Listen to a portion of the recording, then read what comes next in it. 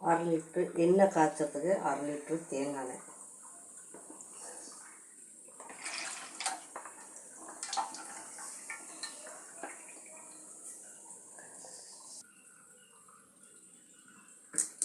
இது தேவையானது.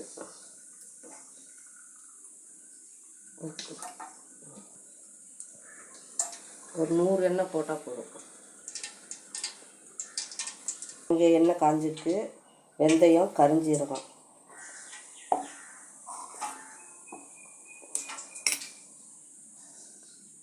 பூ, செம்பருத்தி இலை, நெல்லிக்காய், கருவேப்பிலை, செம்பருத்தி பூ, வெத்தலை, மருதாணி பூ இத்தனையும் போடணும்.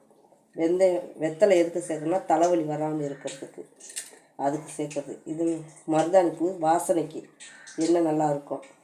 கருவேப்பிலை நல்லா கருப்பாக ஆகும். நெல்லிக்காய் சைனிங் கொடுக்கறதுக்கு, இதுவும் முடி வளர்கிறதுக்கு. முருங்கைப்பூவும் முடி வளர்கிறதுக்கு. இத்தனையும் போட்டு பொடி பண்ண போகிறேன். எல்லாத்தையும் பொடி பண்ணியாச்சு. இந்த மாதிரி 1 2 அரைக்கணும். அரைச்சிட்டு எண்ணெய் காஞ்சாலும் இதை போடணும். கொஞ்சம் கொஞ்சமாக போடணும். தீயை கம்மியாக வைக்கணும். கம்மியாக வச்சு தான் இது காய்ச்சணும். இல்லைன்னா பொங்கி அம்புட்டு ஊற்றிடும்.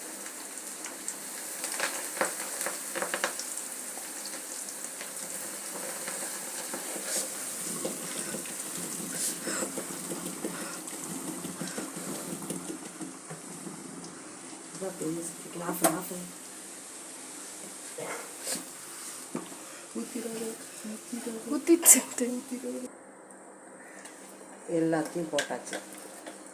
போட்டுட்டு நல்லா கொதிச்சு வரணும்.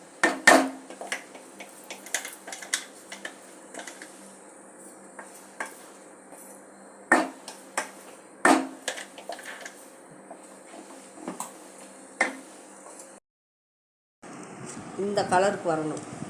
இந்த கலருக்கு வந்தோடனே வெதுன்னு இருக்குது. கலர் வந்தோடனே இதில் ஊற்றிடணும்.